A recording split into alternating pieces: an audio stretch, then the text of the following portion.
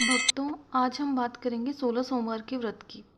तो पहले बात करते हैं विधि विधान की। सोमवार के इस व्रत में शंकर भगवान व माता पार्वती की पूजा की जाती है।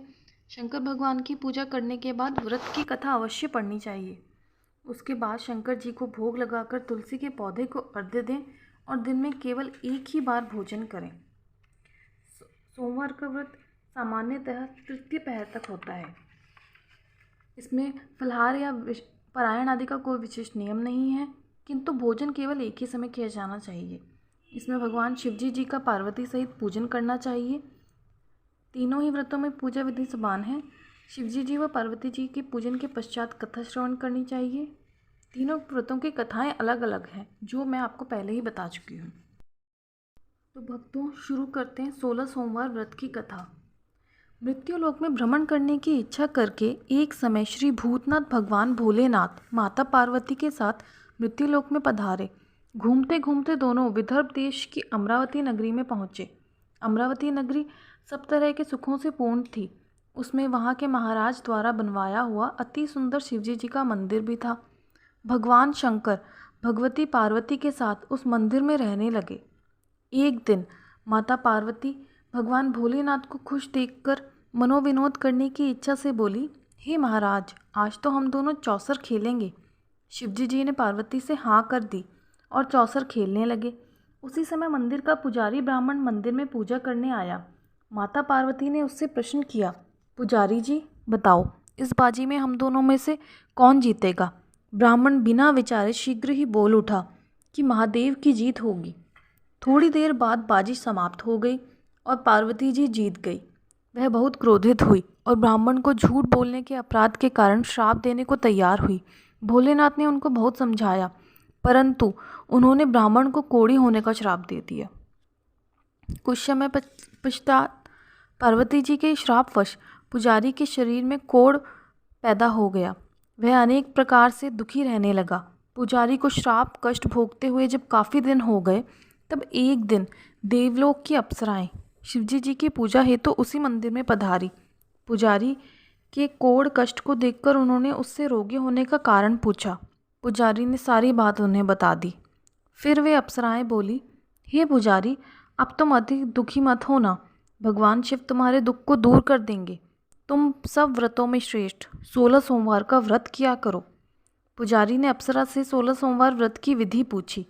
अप्सरा ने बताया, सोमवार को भक्ति भाव से व्रत करें, साफ सुथरे वस्त्र पहने, संध्या व उपासना के बाद आधा सेर गेहूं का आटा लें, उसके 3 अंग बनाएं और घी गुड़ दीप नैवेद्य पुंगीफल बेलपत्र जनेऊ जोड़ा चंदन अक्षत पुष्पादि द्वारा प्रदोष काल में भगवान शंकर का विधि से पूजन करें।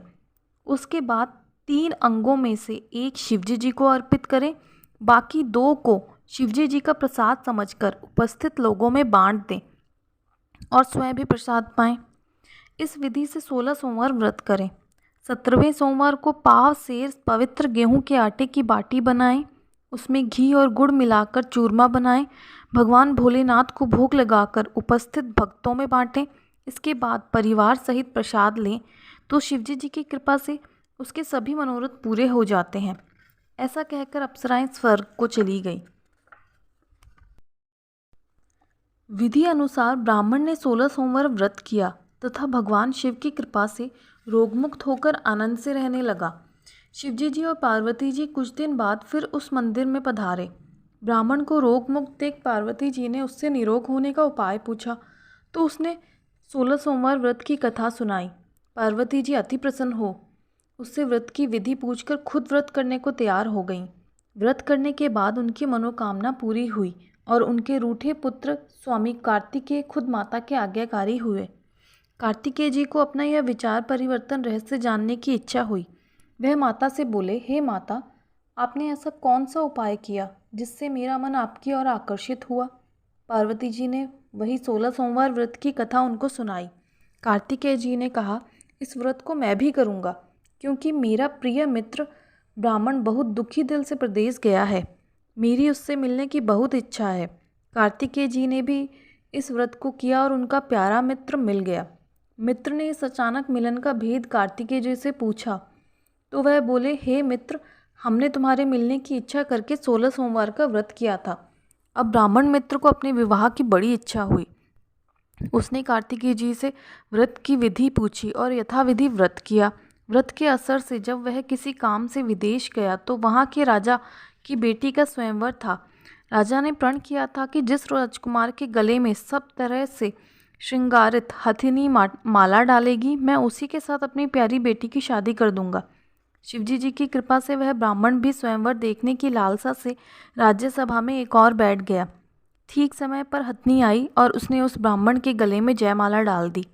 राजा ने अपनी प्रतिज्ञा अनुसार बड़ी धूमधाम से अपनी बेटी की शादी उस ब्राह्मण के साथ कर दी। ब्राह्मण को बहुत सा धन और सम्मान देकर संतुष्ट किया। ब्राह्मण बहुत सुंदर राजकन्या पाकर सुख से जीवन बिताने लगा। एक दिन राजकन्या ने अपने पति से पूछा, हे मेरे प्रिय पति, आपने ऐसा कौन सा महान पुण्य किया था जिसके असर से हथिनी ने सब राजकुमारों को छोड़कर आपको वरण किया? ब्राह्मण बोला, हे प्राण प्रिय, मैंने अपने मित्र कार्तिकेय जी की कथा अनुसार 16 सोमवार का व्रत किया था, जिसके प्रभाव स्वरूप मुझे तुम जैसी रूपवान पत्नी प्राप्त हुई। व्रत की महिमा सुनकर राजकन्या को बड़ा आश्चर्य हुआ। वह भी बेटे की इच्छा करके व्रत करने लगी। शिवजी जी की दया से उसके गर्भ से एक अति सुंदर सुशील धर्मात्मा और विद्वान बेटा उत्पन्न हुआ। माता पिता दोनों उस देव पुत्र को पाकर अति प्रसन्न हुए और उसका लालन पालन भली प्रकार से करने लगे। जब पुत्र समझदार हुआ तो एक दिन उसने अपनी माता से सवाल किया कि हे माँ, तुमने कौन सा व्रत एवं तप किया जो मेरे जैसा बेटा तुम्हारे गर्भ से उत्पन्न हुआ? माता ने 16 सोमवार व्रत की कथा बेटे को बताई। बेटे ने सब तरह की इच्छाएं पूरी करने वाले सरल व्रत को सुना तो वह भी राज्य का अधिकार पाने की इच्छा से हर सोमवार को यह व्रत करने लगा। व्रत शुरू होने के बाद एक देश के बूढ़े राजा के दूतों ने आकर उसको राजकन्या के लिए वरण किया। राजा ने अपनी बेटी का विवाह ऐसे सर्वगुण संपन्न ब्राह्मण युवक के साथ करके बड़ा सुख पाया। बूढ़े राजा के स्वर्गवास हो जाने पर इसी ब्राह्मण युवक को सिंहासन पर बैठाया गया, क्योंकि स्वर्गीय राजा के कोई बेटा नहीं था। राज्य का उत्तराधिकारी होकर भी वह ब्राह्मण पुत्र 16 सोमवार का व्रत करता रहा। जब 17वां सोमवार आया तो उसने अपनी पत्नी से पूजन सामग्री लेकर शिव पूजा के लिए शिवालय चलने को कहा, परंतु उसकी पत्नी ने उसकी आज्ञा की परवाह न की। दास दासियों द्वारा सब सामग्रियां शिवालय भिजवा दी, परंतु खुद नहीं गई।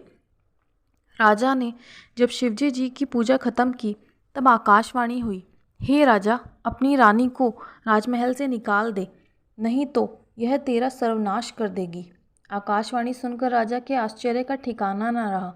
उसने मंत्र ग्रहणा में आकर अपनी सभासदों को बुलाकर पूछा, हे मंत्रियों, मुझे आज शिवजी जी की आकाशवाणी हुई है कि तू अपनी इस रानी को निकाल दे, नहीं तो यह तेरा सर्वनाश कर देगी। राजा के मंत्री व सभासद आदि सब विस्मय और दुख में डूब गए, क्योंकि जिस कन्या की वजह से राज्य मिला है, राजा उसी को निकालने का जाल रच रहा है। यह कैसे संभव हो सकेगा? अपनी पत्नी को राजा ने राजमहल से निकाल दिया। रानी दुखी दिल से किस्मत को कोसती हुई शहर के बाहर चली गई। फटे वस्त्र पहने, भूख से दुखी, बिना पद त्राण धीरे धीरे चलकर वह एक गांव में पहुंची। वहां एक बुढ़िया सूत काट रही वहां एक बुढ़िया सूत काट कर बेचने जाती थी। रानी की करुण दशा देखकर बोली, चल तो मेरा सूत बिकवा दे, मैं बूढ़ी हूँ, भाव करना नहीं जानती हूँ। यह बात सुन रानी ने बुढ़िया के सिर से सूत की गठरी उतारकर अपने सिर पर रख ली। थोड़ी देर बाद बहुत तेज आंधी आई और बुढ़िया का सूत गठरी सहित उड़ गया। बेचारी बुढ़िया पछताती रह गई और रानी को अपने से दूर रहने को कहा।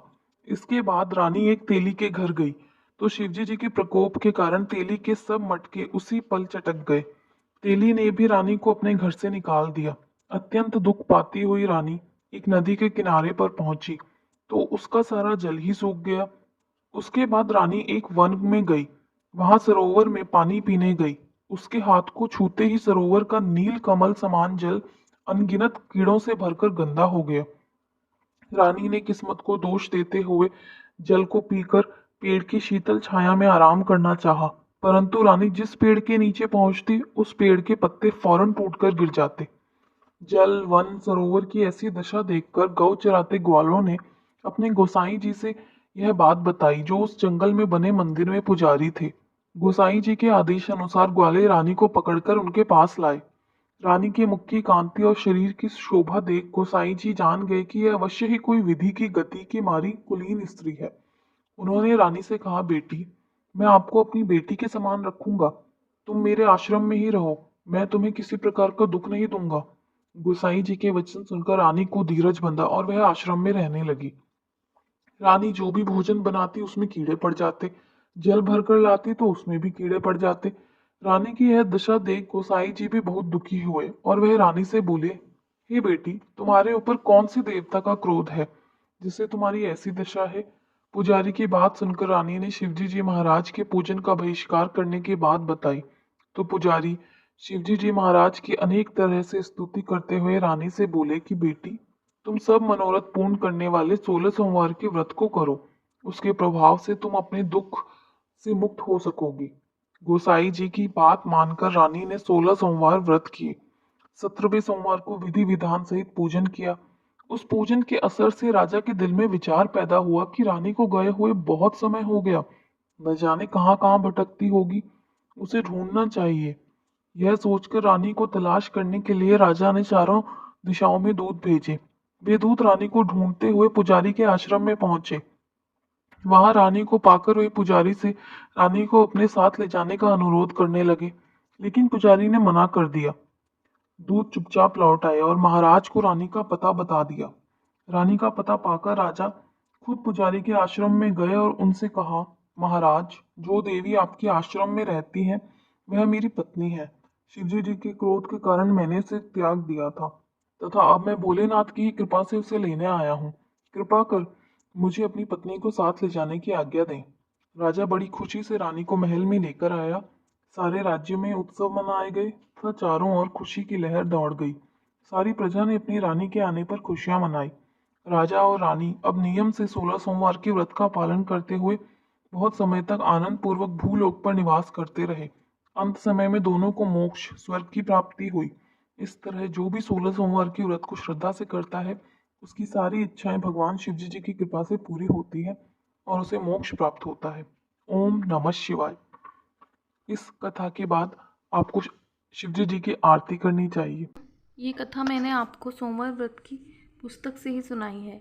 अगर किसी के पास पुस्तक नहीं है तो वे ये वीडियो बार बार देखकर कथा सुन सकते हैं।